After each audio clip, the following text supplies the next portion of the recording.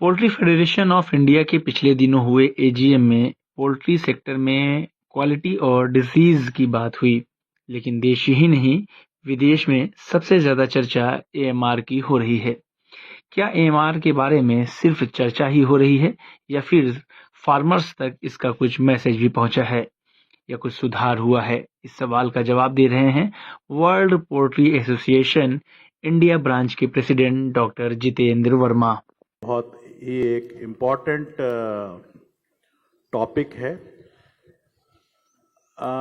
दुर्भाग्यपूर्ण है कि एएमआर को अभी हम लोग बहुत सीरियसली नहीं ले पा रहे हैं और फार्मर सीरियसली नहीं ले रहे हैं पर एएमआर एक ग्लोबली एक बहुत बड़ी समस्या है, बहुत बड़ा चैलेंज है जिसमें कि गवर्नमेंट ऑफ इंडिया भी बहुत सीरियस है। ऐसा नहीं कि गवर्नमेंट ऑफ इंडिया सीरियस नहीं है और काम नहीं हो रहे हैं। मतलब तो जो एएमआर के ऊपर जो हम लोग का जो दायित्व है, एटलीस्ट जो हम लोग प्राइवेट पोल्ट्री में हैं और जो पोल्ट्री फार्मिंग से जुड़े हुए हैं, हमारा सिर्फ इतना ये कहना है कि एंटीबायोटिक का यूसेज गलत नहीं है, एंटीबायोटिक का यूसेज प्रतिबंधित नहीं है, पर हमको वही एंटीबायोटिक यूज करने चाहिए जो कि अलाउड हैं, जो कि गवर्नमेंट ऑफ इंडिया अलाउ करती है और जो कि एक स्टिपुलेटेड डोज में अलाउ करती है। मतलब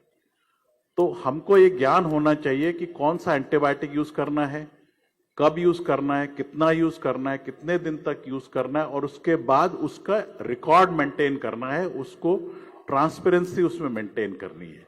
अगर हम उसको ट्रांसपेरेंसी मेंटेन करेंगे, उसका रिकॉर्ड मेंटेन करेंगे और उसके यूसेज को as we can say prudent use of antibiotics, तो हम लोग अपने आने वाली जनरेशन के लिए जो अभी करंटली अवेलेबल एंटीबायोटिक्स हैं उनको प्रिजर्व कर सकते हैं। क्योंकि सबको ये पता है कि हम आगे आने वाले जो भी नए एंटीबायोटिक्स का कोई भी नया नहीं हो रहा है, नया रिसर्च नहीं हो रहा है, तो जो भी हमारे पास एंटीबायोटिक हैं उनको हमें प्रिजर्व करना है हमारी ह्यूमन पॉपुलेशन के ट्रीटमेंट के लिए।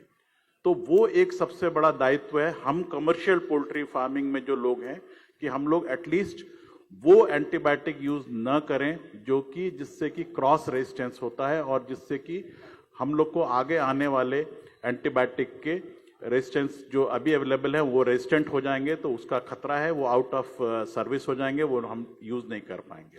क्या इस बात में सच्चाई है कि चिकन और अंडे की खपत और उत्पादन में बड़ा रोड़ा एएमआर है? नहीं, मैं ये नहीं मानता कि सबसे बड़ा रोड़ा एएमआर है और एएमआर का बहुत कम कंट्रीब्यूशन जो है पोल्ट्री से होता है। जो एक्चुअल उसका जो एएमआर का जो इशू है जो गवर्नमेंट ऑफ इंडिया एड्रेस कर रही है वो मिनिस्ट्री ऑफ हेल्थ की तरफ से है। जो उसके मेजरली 4 कंपोनेंट्स हैं। एक तो जो प्रिस्क्रिप्शन, जो डॉक्टर्स प्रिस्क्रिप्शन लिखते हैं, दूसरा जो हॉस्पिटल्स में एंटीबायोटिक्स यूज होते हैं, तीसरा जो रिटेल में जो एंटीबायोटिक बिकते हैं और फोर्थ है इंडस्ट्रियल यूज ऑफ एंटीबायोटिक। हम लोग आते हैं इंडस्ट्रियल यूज ऑफ एंटीबायोटिक की कैटेगरी में, जिसके लिए ऑलरेडी गवर्नमेंट ऑफ इंडिया ने TORF4 करके बनाया है, टास्क फोर्स बनाई है जिसमें भी वो काम कर रहे हैं। CSIR के हेड जो है वो उसके चेयरमैन है और उन्होंने एक वाइट पेपर भी निकाला है कि कैसे। तो पोल्ट्री का बहुत बड़ा डायरेक्टली सिग्निफिकेंस नहीं है, पर फिर भी हम लोग जो because we are into food industry, we are into directly related to consumer, we should be aware कि वी शुड नॉट यूज जो एंटीबायोटिक ह्यूमन हेल्थ में यूज होते हैं। अगर आपको हमारा ये वीडियो अच्छा लगा तो हमारे YouTube चैनल को सब्सक्राइब करना न भूलें, बेल आइकन भी जरूर दबा दें। इस तरह के वीडियोस को देखने के लिए Facebook और Instagram पेज को भी फॉलो करें।